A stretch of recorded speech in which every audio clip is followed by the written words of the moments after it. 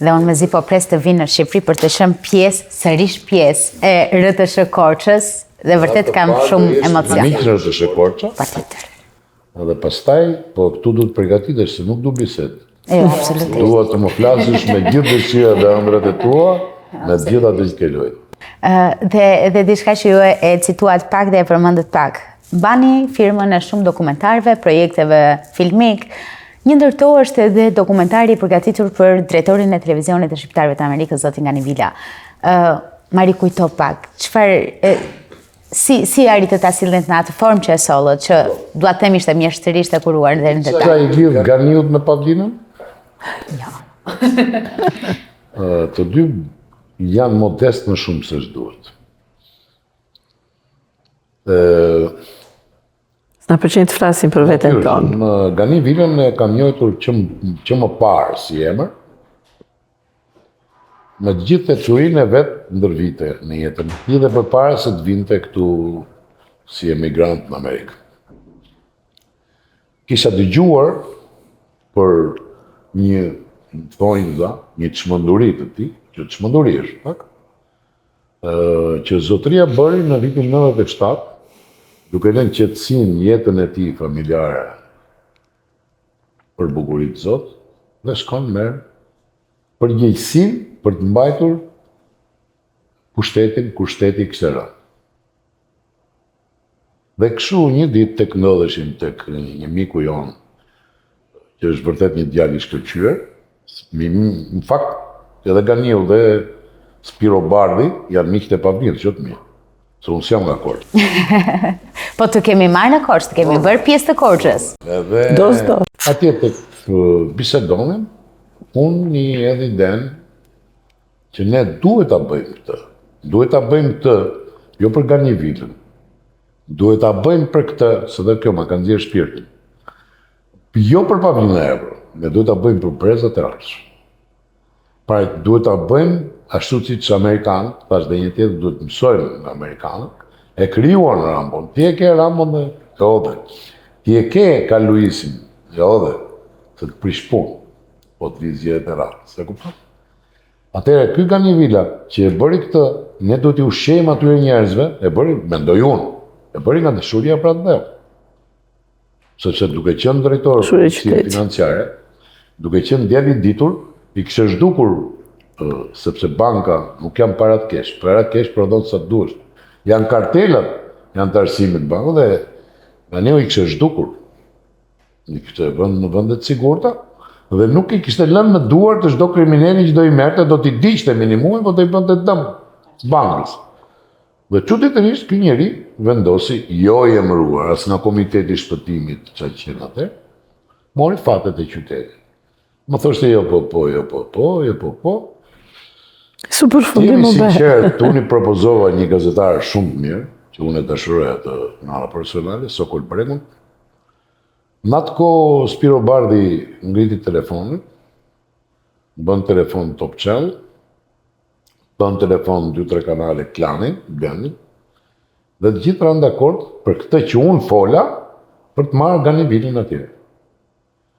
Unë doja të merja një gazetar nga Tirana, jo i RTS-s, Sokol Bregu, që është më i miri i këtij.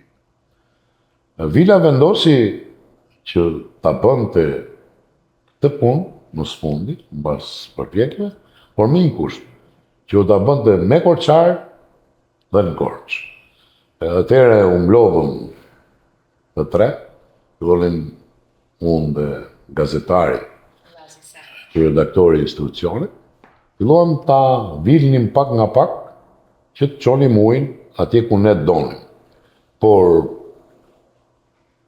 këta thonë që emisioni që i mirë, unë them që për atë që ka bërë Ganivila, qëlloj që e bërë ky Ganivila, është pak. Pra, qëlloj që Pavlina, po themi, ose thot një fjalëtar Pavlina. Edi Rama s'është se më bëri respekt mua, i bëri Pavlina Evros. I tham, i bëri Pavlina Evros duke të bërë një mesazh që dojnë atë dheun, dojnë këtë murë, se këtë person. Pra dhe këtë çështja që ne duhet ta bënim këtë dokumentar për Ganivilën për këtë do, pra nuk është personale. Nuk është për personin në fjalë, po. Mesazhin këtë jep. A dhe unë bitë gjitha, Atë jam. e të fjale haruar.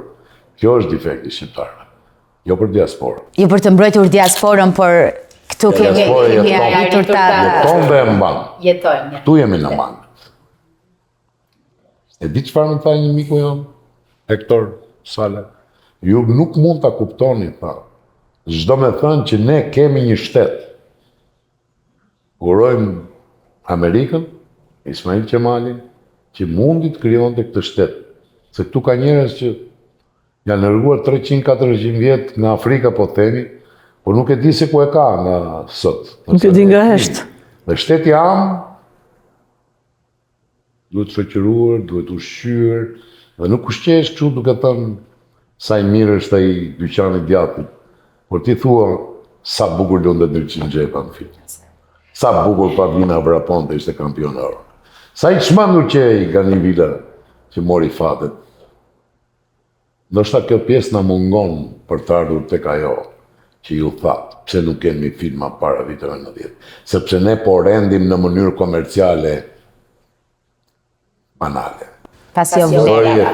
Bërje sapunës, hajde të shitim qeshim, nuk është kështu. Jeta nuk është qesh. Po në opera.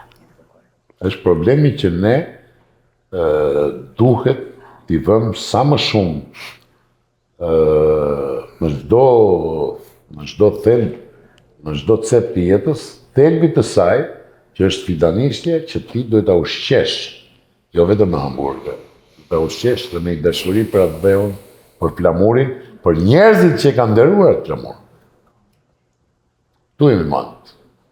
Kurse e parë nga syri i diasporës, unë nuk e kisha provuar këtë deri në momentin që u bëra emigrante, e përdor shpresh si shprehje, a dhe u të dhëmbe dhe e do më shumë kur jeton larg. Edhe e provuar, vërtet e provuar.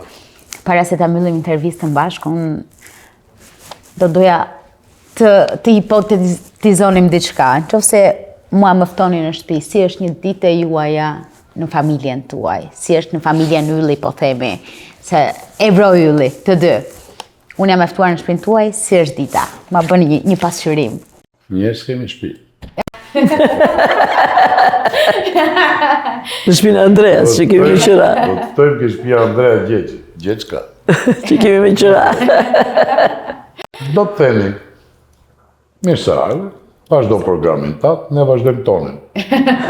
Risi në shtëpinë tënde, do me thënë, e thënë ndryshe. Ne vazhdojmë realisht programin tonë. Qofse ti s'na afron në program.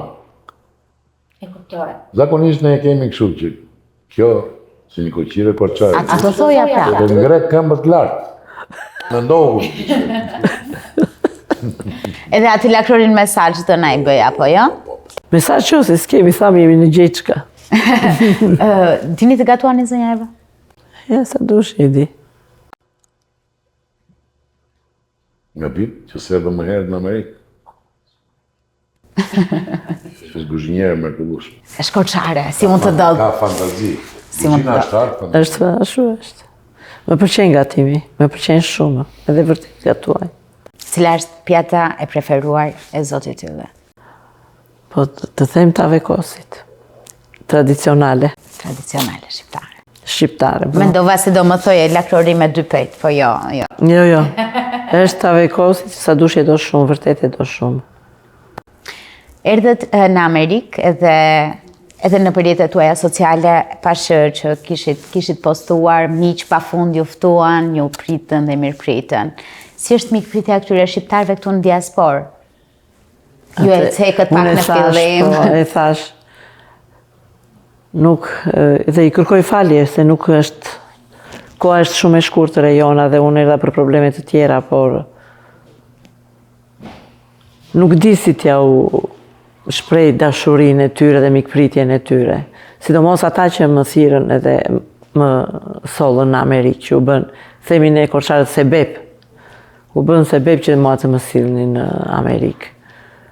Ata nuk di ku t'i ve sot edhe të rjetën time, sepse tregojnë në çdo minutë që kalon e ditës apo e natës, ata janë me ne.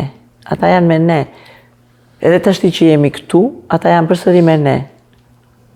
me mesazhe, me telefonata pafund, si jeni, si po kaloni, domethënë kujdesi i tepërt i tyre të bën që ti të vuash shpirtërisht dhe ta ndjesh dashurinë e tyre brenda deri në palc. Gjithashtu edhe këtu në Detroit, Michigan, kush e mori vesh nga njerëzit apo nga miqtë tanë që ne na pritën, Gaganiu. Ata fillojnë me sa. Po, Tani, Ben Dervishi, po, Nazarko. Të gjithë dhe ti s'dikutja, Mirtol Arjani, po, Koço Dinella erdi dhe më priti dhe ishte kënaqësi. Ti nuk ja prishe dhe nuk ja ndreq dot asnjërit, po ata kishin një dashuri dhe një pritje, nuk di si ta shpjegoj. Si shqiptar, një mikpritje shqiptare. Një dashuri. Diaspora dha për Pavlinën një dashuri pa kushte. Pa kushte. Një tjetër dashuri që ndoshta dashuri e vërtet. Dashuri e vërtet. Të mendohesh se je ëndër apo jo. Po, dashuri e vërtet i thon kësaj. Me pak fjalësh, dashuri e vërtet e çdo shqiptari të paktën në Amerikë. Edhe më do thoya që është krenari shumë e madhe t'ju kemi si fillim. Dhe kënaqësi e jashtëzakonshme për mua që t'ju kisha të dyve jo sot. Faleminderit që pranuat ftesën për të qenë pjesë e bisedës sonë sot. Dhe mezi po pres një moment tjetër që sërish të bëjmë bisedat të tjera, intervista të tjera. Në Korçë pra ke shtëpia. Kur të vi në Korçë, patjetër. E mbyll bisedën time me ju me një falënderim të madh për të gjithë shqiptarët e Amerikës, për pritjen dhe për sjelljen tonë deri në Korçë, sepse ata janë në çdo hap me ne, dhe i uroj në familjet e tyre paqe, dashuri dhe shëndet mbi të gjitha. Uroj festën e nesërme që festojnë të gjithë datën 27, falënderimet, edhe festat e fundvitit, Krishtlindjet edhe vitin e ri, t'ja u bëj Zoti mbar dhe bekati në familjet e tyre. Ju falenderoj dhe dashuri. Faleminderit juve. Ishte vërtet shumë kënaqësi. Unë ju uroj të dyve shumë suksese në punët tuaja përkatëse. Ju uroj shëndet, jetë e gjatë, edhe shpresoj t'ju kemi gjithmonë, edhe t'jemi pash krenar gjithmonë, çdo ditë jetës tonë që ju kemi pjesë të komunitetit tonë dhe pjesë të Korçës tonë, dhe më falni Zoti ylli. Është vërtet privilegj. Faleminderit. Faleminderit.